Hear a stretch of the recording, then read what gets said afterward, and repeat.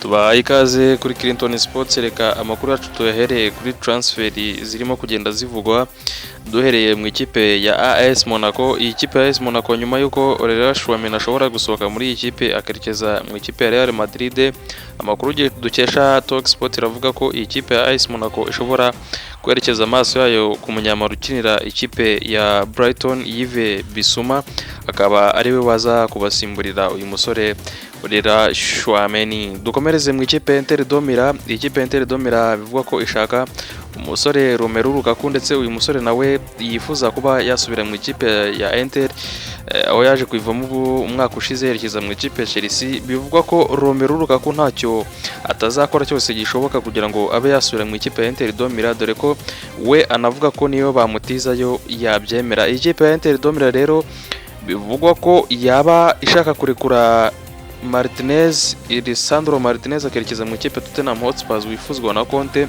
Ayo mafaranga rero ikipe Tottenham yabahereza akaba ariyo bakwerekeza muri Chelsea gutanga kuri Romelu Lukaku. Tukiri mu transfer kandi dukomereze mu ikipe ya Manchester City. Kuri uyu wa mbere bivugwa ko aribwo iza gutanga bid yabo ya mbere ku musore witwa Calvin Phillips ukinira ikipe ya Leeds United w'umwongereza.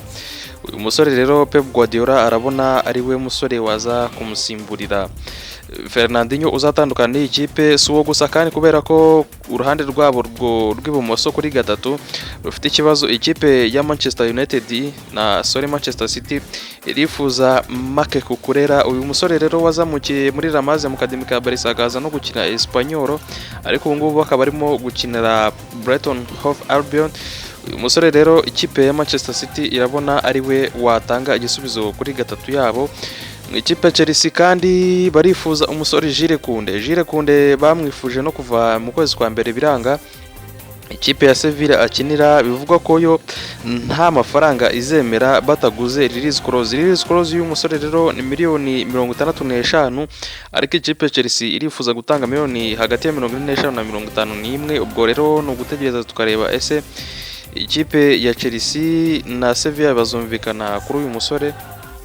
Tukiri mu transfer kandi reka dukomereze mu ikipe ya Arsenal. Ikipe ya Arsenal irifuza umusore ukinira Sassuolo witwa Gianluca Scamacca. Binavugwa ko ikipe ya Arsenal yaba yaratanze miliyoni 35, ariko ikipe ya Sassuolo ikaza kuzanga kubera ko yo yifuza ari hejuru ya miliyoni 40. Reka dukomereze kuri Carlos Tevez umunya-Argentine waciye mu makipe menshi arimo Manchester United, agakinira Man City, Juventus, West Ham n'izindi nyinshi cyane. Yaje kuba asezera kuri ruhago nyuma yo gukina imikino 517 agatsinda ibitego 227. Yakina ikipe y'igihugu ya Argentine imikino 76 atsinda ibitego 13. Uyu musore rero yaje kuba amanika urukweto. Dukomereze ku munyakoreya Hangmin Son wahawe umudari ukomeye kurenza iyindi yose habwa umuntu wakoze igikorwa cy'indashyikirwa muri siporo mu gihugu cyo muri Korea, gitangwa na perezida wabo. Iki gihembo rero kikaba cyitwa Shenyong Medal. Iki gihembo nicyo gihabwa umukinnyi cyangwa se umuntu wese ufite aho ahuriye na siporo wakoze ibikorwa by'indashyikirwa mu gihugu cya Korea.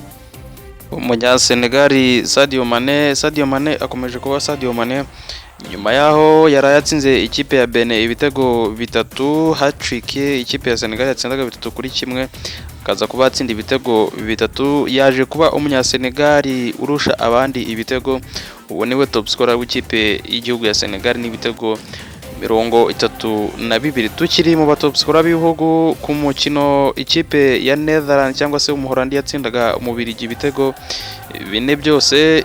Umusore Memphis Depay yaje kubatsindamo ibitego 2, bituma nawe azamuka ku rutonde rw'abantu bamaze gutsinda ikipe y'Uholandi ibitego byinshi kubera ko yuzaga ibitego 41. Abo wa gatatu ubayoboye ni Robin van Persie ufite ibitego 50. Reka dusoreze kuri Serge Gnabry wifuzwa n'ikipe ya Arsenal ndetse n'ikipe ya Real Madrid. Uyu musore rero amaze igihe atumvikana n'ikipe ya Bayern Munich akinira, n'umuyobozi wabo yaje kuba bitangariza ikinyamakuru Bild Sports avuga ko bamaze igihe birukanka kuri uyu musore, ariko ibiganiro ntacyo byatanze. Bivuga ko rero ashobora kuba yasohoka muri iyi kipe ya Bayern Munich. Ikipe rero iri imbere ni ikipe Arsenal ihabwa amahirwe, igisigaye nuko ibaza ngo iyi kipe izabasha gutanga amafaranga Bayern yaba imwifuzamo ni ugutegereza tukareba, gusa igihari cyo ni uko uyu musore nawe yifuza kuba yagaruka mu rugo kubera ko mu minsi ishize yigeze kubitangazaho. Mukomeze kugubwa neza cyane.